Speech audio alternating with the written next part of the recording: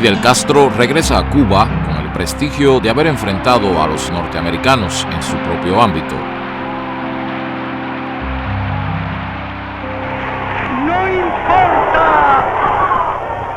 No importa que cualquiera de nosotros caiga, lo que importa es que esa bandera se mantenga en alto, que la idea siga adelante, que la patria viva. La Sierra del Escambray, en el centro de la isla. Este es el teatro escogido para desarrollar una guerrilla contrarrevolucionaria que a través de pequeñas bandas siembra el terror en la zona. Decenas de campesinos son asesinados, incluidos maestros voluntarios como Conrado Benítez, ahorcado mientras alfabetizaba en las montañas. Miles de combatientes y milicianos acuden al llamado para la operación militar conocida como Limpia del Escambray.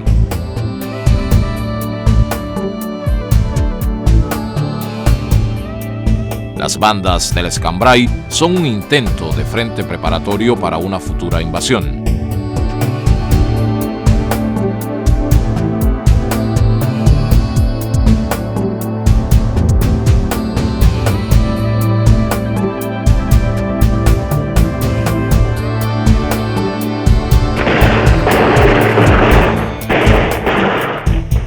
Numerosos grupos armados son desmantelados, pero las bandas continúan aún varios años cometiendo asesinatos y sabotajes.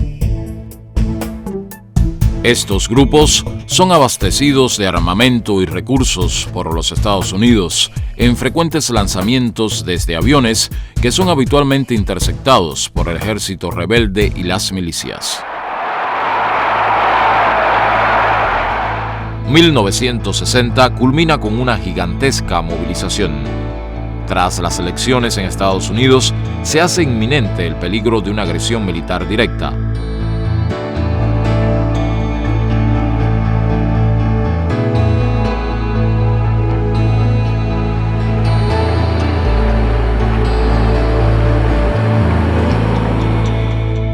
Así termina el segundo año de la Revolución. 1961. Se inaugura con una revolucionaria campaña de alfabetización. 1 millón de analfabetos, casi la sexta parte de la población, es el remanente de los anteriores gobiernos. Comienza con los maestros voluntarios en las más apartadas regiones, y luego con 100.000 jóvenes y estudiantes en las brigadas Conrado Benítez. Una batalla como la que ustedes van a librar, como la que va a librar este ejército armado de lápices y de cartilla, no se ha librado nunca. Durante este mismo año hemos tenido que estar alerta constantemente frente a las amenazas exteriores. Más fácil habría sido si tuviéramos una sola tarea, la tarea de luchar contra la ignorancia.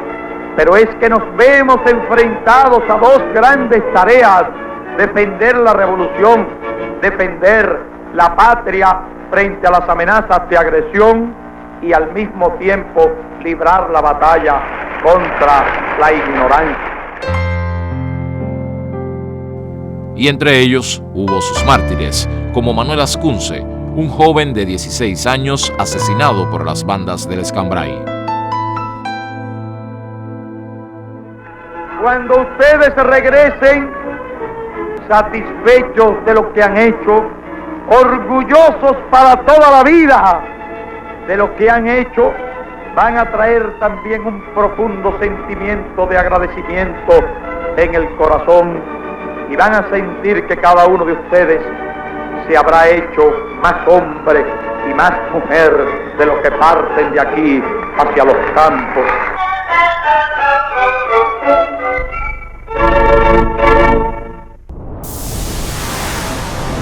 El año de 1961 comienza también con la ruptura de relaciones entre Estados Unidos y Cuba.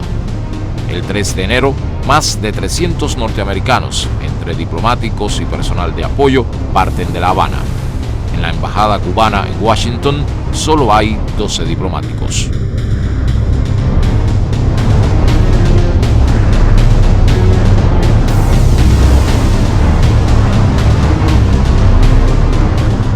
Duro golpe a la contrarrevolución. Capturados cabecillas del plan de sabotaje. Reinol González, coordinador de contrarrevolucionarios, es entrevistado por un panel de periodistas. Dígame, señor González, usted habló antes de que ustedes habían recibido, procedente del gobierno de Estados Unidos, explosivos y equipos para actos terroristas. Con esos elementos, con ese fósforo vivo, etcétera, ¿qué actos terroristas hicieron ustedes aquí en Cuba? Bueno, nosotros aquí quemamos el Encanto, los Tencent, los muelles, una de las torres de los muelles, la tabaquería, la papelera de Puente Grande, una tabaquería que está aquí en La Habana,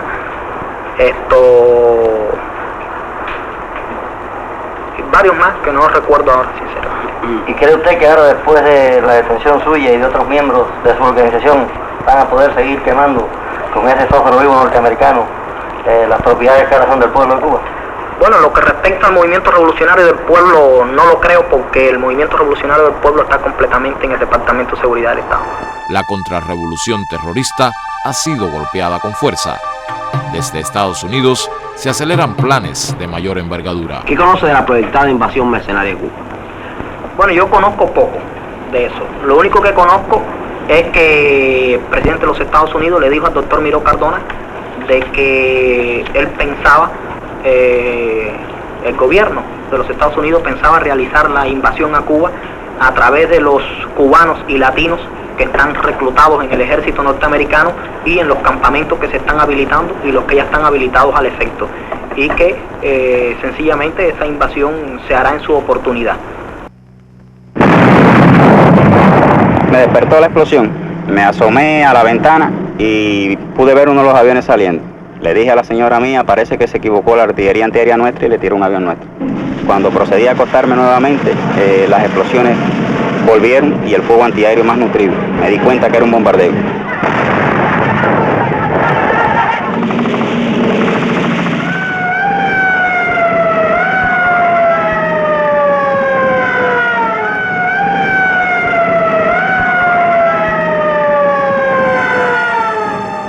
Son bombardeados los aeropuertos de Santiago de Cuba, Ciudad Libertad y San Antonio de los Baños.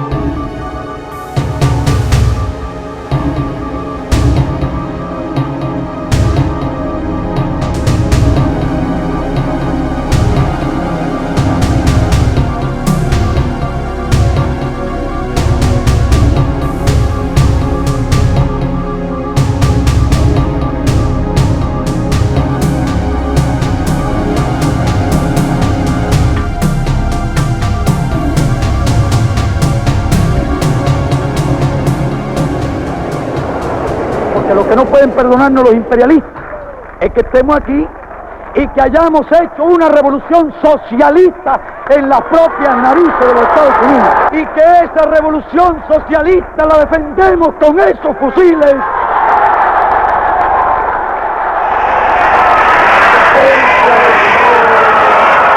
Compañeros, todas las unidades deben dirigirse hacia la sede de sus respectivos batallones en vista de la movilización ordenada para mantener el país en estado de alerta ante la inminencia que se deduce de todos los hechos de las últimas semanas y del cobarde ataque de ayer, de la agresión de los mercenarios. Marchemos a las casas de los milicianos, formemos los batallones y pongámonos a salirle al frente al enemigo con el himno nacional, con la estrofa del himno patriótico, con el grito de al combate, con la convicción de que morir por la patria es vivir, y que en cadenas vivir es vivir en oprobio y afrenta asumir. Es el preludio de la invasión de Playa Girón o Bahía de Cochinos. la más grande operación militar organizada por la CIA.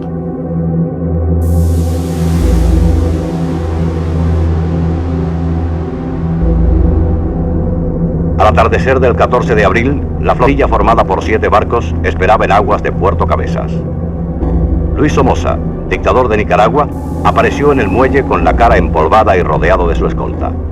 Gritó con desgarro: «Traedme un par de pelos de la barba de Castro», y agitó su brazo en la despedida. Comienza la batalla de Girón.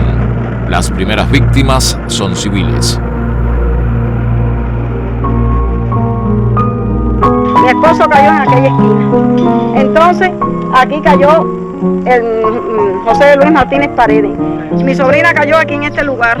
Entonces mi hermana cayó aquí, de la arequita esa para allá un poquito. Yo no me doy cuenta todavía cómo yo me pude ver en tierra hasta saltar del camión, porque no hago memoria como yo me vi en tierra. Sé que en el camión no estaba. La brigada de asalto trae, entre otras fuerzas, más de 1.500 hombres, 16 aviones de combate, 5 tanques de guerra Sherman, 10 carros blindados, 21 cañones sin retroceso. Su poder de fuego es muy superior al que jamás tuvo el ejército rebelde en la sierra o ningún movimiento guerrillero en la historia de América Latina o del mundo. 176 muertos y más de 300 heridos entre soldados, milicianos y civiles es el saldo de la invasión. Tras la sorpresa inicial, las fuerzas cubanas despliegan su contraofensiva.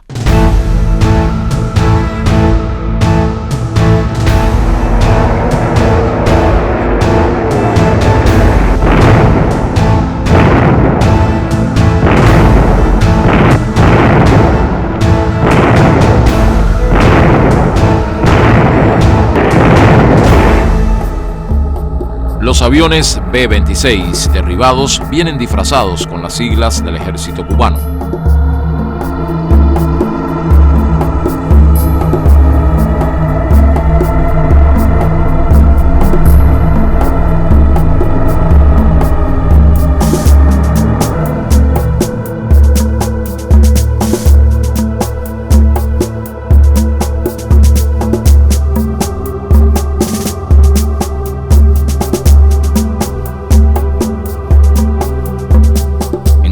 De 72 horas es liquidada la invasión.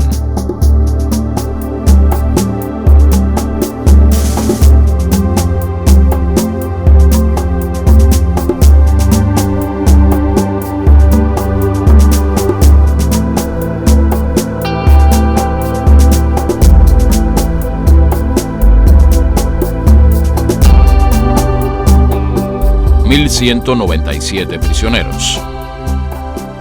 Expropietarios, hijos de latifundistas y de la alta sociedad, politiqueros, antiguos soldados de la tiranía y torturadores son parte de la variada composición de esta brigada. No pudieron cumplir la misión de sostener al menos 72 horas una cabeza de playa que permitiera la intervención directa norteamericana.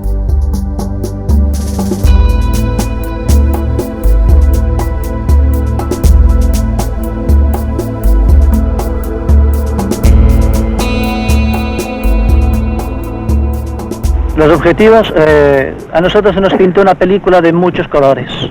Jamás se fue sincero con nosotros. Incluso se nos dijo que esto duraría unas horas y que la política de Fidel Castro cambiaría y que estaba todo tan maduro que el pueblo de Cuba iba a cambiar totalmente. Y entonces yo cambié con el superior de España, mi permiso, le dije que me dejara ir a ver los campamentos de estos muchachos cubanos, amigos míos de Miami, que dijeron que era una cosa fantástica. Y ahí me embullé y ahí fui. Padre, ¿qué le parece? No se puede salir después. ¿Por qué? No le permiten a usted las autoridades. ¿Quién gana el campamento? Los americanos. Definitivamente cae el águila norteamericana.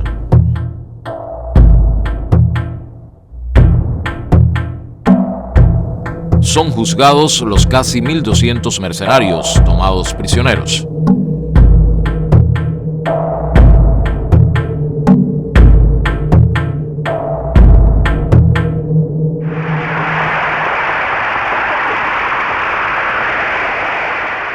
De forma abierta, Estados Unidos asume ante el mundo la paternidad de la invasión.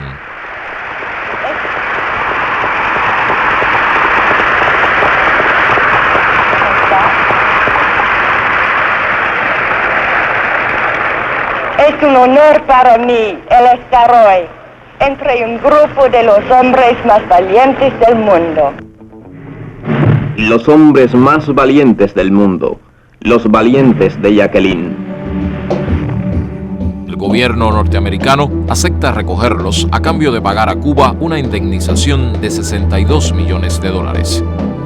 Los prisioneros son canjeados por medicinas y alimentos. Mercenarios por compotas, como se conoció popularmente la negociación.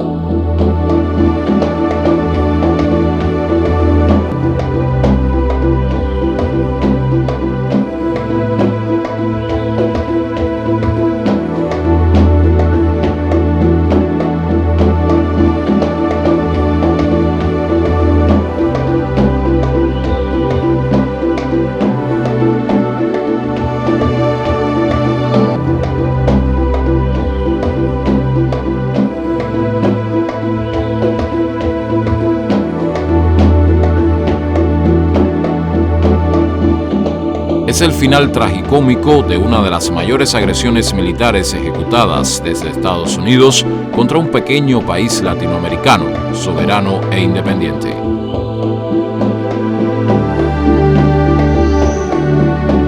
La Organización de Estados Americanos, OEA. Aquí no se condenó la invasión de Playa Girón.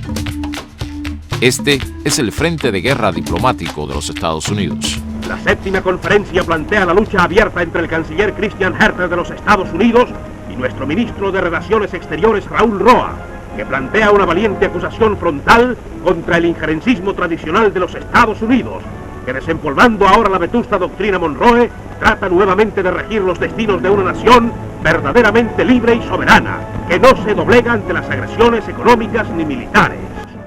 Los enfrentamientos entre las dos delegaciones marcan la tónica de estos encuentros. Estados Unidos demanda que se apruebe una cuarentena para un total aislamiento hemisférico de la revolución. En Punta del Este, Uruguay, el comandante Ernesto Che Guevara participa en desiguales batallas diplomáticas. Expulsar a Cuba de la OEA es parte de un plan norteamericano insertado en un proyecto de subversión mayor. Pero a Cuba no se le aísla de los pueblos latinoamericanos.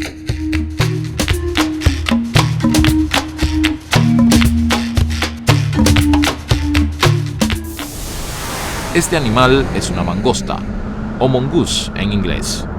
Ese es el nombre del mayor operativo contra la revolución cubana después de la derrota de Girón. Sus propósitos los expresó con diafanidad el entonces fiscal general Robert Kennedy. Mi idea es aguijonear sobre la isla con espionaje, sabotajes, desórdenes generales, empujando a los cubanos. En el plano económico, se decreta en febrero del 62 el inicio del bloqueo económico, financiero y comercial de los Estados Unidos contra Cuba. Permítanme decirles, nosotros cometimos muchos errores, nosotros como país. Como país, hemos cometido muchos errores en operaciones militares y quiero decirles algo, ningún secretario de Defensa, indudablemente yo no, puede eludir responsabilidades por esos errores. No hay nada, y quiero decir prácticamente nada, que tenga que ver con acciones militares significativas que no se produjese como resultado de la decisión del presidente y por intermedio del secretario de Defensa. Se trataban de operaciones sensibles, por ejemplo, los sabotajes tendrían que después ser sometidos sobre una base caso por caso. A pesar de esto, la operación Mangosta hizo realmente cosas muy insensatas. El secretario McNamara utilizó la palabra tontería y pienso que esto es restarle un poco de importancia al término que merece. Pienso que la idea era en su momento crear una revuelta interna en Cuba.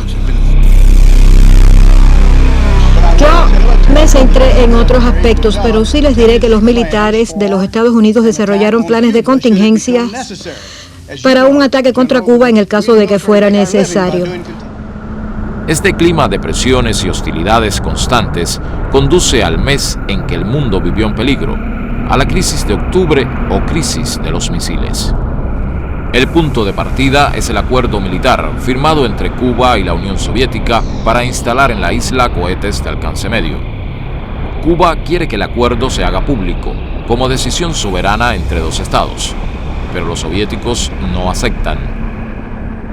Debo decirles que algunos de nuestros camaradas llegaron a conclusiones cuando estuvieron en Cuba y llegaron a la conclusión de que se podía colocar aquí los cohetes de manera que no se pudieran distinguir de las palmas, pero era una conclusión tonta. Y por supuesto, los cohetes son descubiertos. El secreto del acuerdo militar y el engaño fueron dos realidades que hicieron daño. Que cuando al fin se descubren, ese día 14, los emplazamientos, Estados Unidos dispone de una ventaja enorme porque tenía el secreto en las manos. Podía tomar la iniciativa en el terreno militar quedó en manos de Estados Unidos. Nosotros desde el primer instante percibimos una operación estratégica. Voy a decir la verdad, como pensamos. A nosotros no nos gustaban los cohetes. Si de nuestra defensa exclusiva se hubiese tratado, nosotros no habríamos aceptado los proyectiles, los cohetes aquí. Pero no vaya a pensarse que era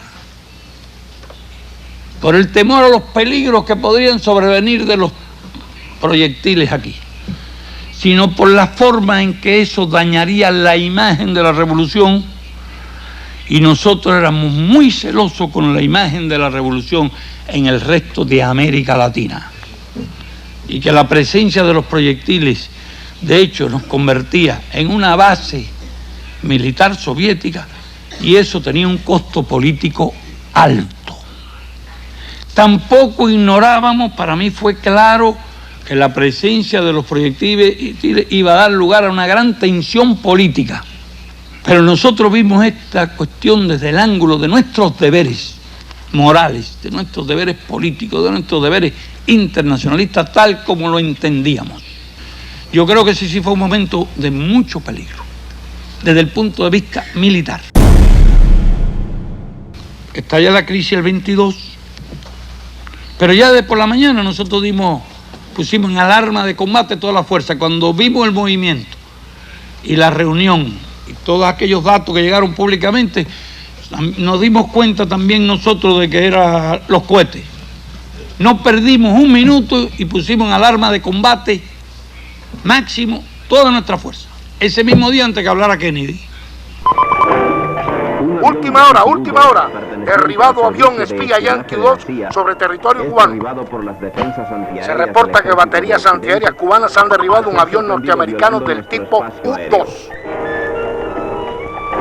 Los U-2 han sido derribados en diversas ocasiones al volar sobre territorio chino y soviético. La tensión se hace extrema. La isla entera está en estado de alerta. Pero la vida continúa en sus calles, sin miedo a lo cubano. Malanga, sí, chiflero, malanga, sí.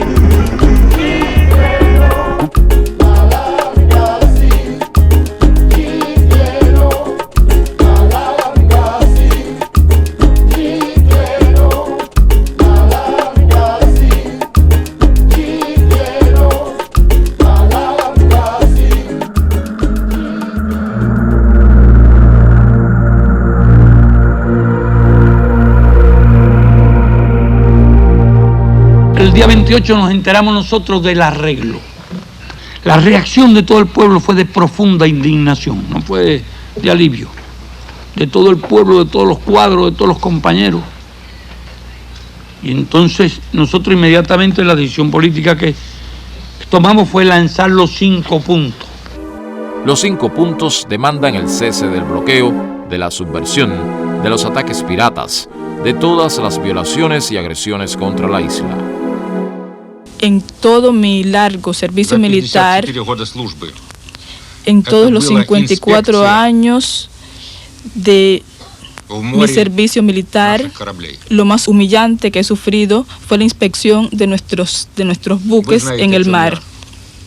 Y Cuba no es el Congo. Ni bajo esa bandera ni bajo ninguna otra podrá venir nadie a inspeccionar nuestro país. Nosotros sabemos lo que hacemos y sabemos cómo debemos defender nuestra integridad y nuestra soberanía. La simple solución de que se retiran los proyectiles porque Estados Unidos dan su palabra de que no van a agredir es incongruente con todos los pasos que se han dado. Y es incongruente con la existencia de una situación en nuestro país que tenía que ser superada. Porque bastaba que Nikita hubiera dicho: estamos de acuerdo en retirar los proyectiles si se dan garantías satisfactorias para Cuba. Cuba no estorbaba en esa participación. Cuba hubiera ayudado, pero hubieran dicho: bueno, las garantías mínimas que nosotros queremos son estas, no las garantías de no invadirnos. A la gente le habría parecido razonable buscar un acuerdo sobre bases que tuvieran que ver con Cuba, porque si realmente el motivo de los cohetes era Cuba, tenía que haberse pensado en Cuba y no en los cohetes de Turquía. Cuando se decidió traer los cohetes a Cuba, se consultó a Fidel Castro. Y cuando se trató de sacar los cohetes de Cuba, entonces a espaldas de Fidel Castro se decidió. Nosotros tenemos que discutir esto con los soviéticos, a nivel de gobierno y a nivel de partido. Sentarnos a discutir con ellos todo lo que sea necesario, a la luz de la razón y a la luz de los principios. Yo comprendo la posición de Fidel Castro y comparto que en aquel momento se haya sentido airado. Y nuestra, de todos, de los revolucionarios, de los patriotas, será la misma suerte. Y de todos será la victoria. Patria o muerte, venceremos. La crisis de los misiles ha terminado para el mundo, pero para la isla no hay reposo. En menos de 4 años, el tiempo que dura una administración norteamericana, Cuba sufre más de 400 actos de sabotaje, es objeto de un bloqueo económico, de una invasión de gran envergadura y se coloca en el vórtice de un posible holocausto nuclear. Son 4 años que marcan el destino del país y sus habitantes.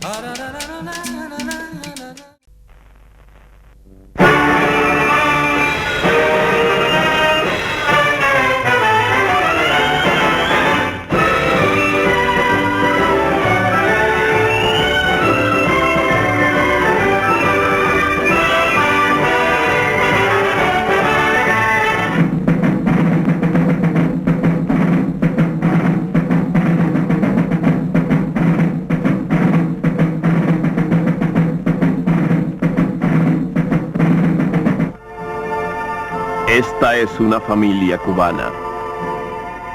Al amanecer del sábado 15 de abril de 1961, aviones B-26 procedentes de bases norteamericanas bombardearon el aeropuerto y los terrenos de la FARC cercanos a su hogar. Ahora numerosas familias cubanas lloran a sus muertos. El mismo 15 de abril y a la misma hora, otros aviones B-26 bombardearon el aeropuerto civil de Santiago de Cuba y el de San Antonio de los Baños.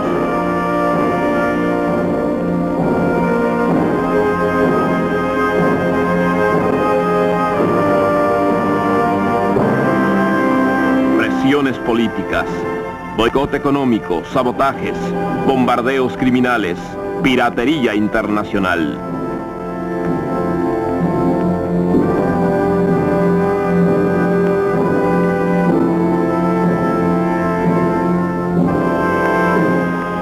Nuestro pueblo desconocía cuándo y por dónde pretendían agredirnos los mercenarios patrocinados por el imperialismo norteamericano, pero se preparaba para resistir la invasión armada.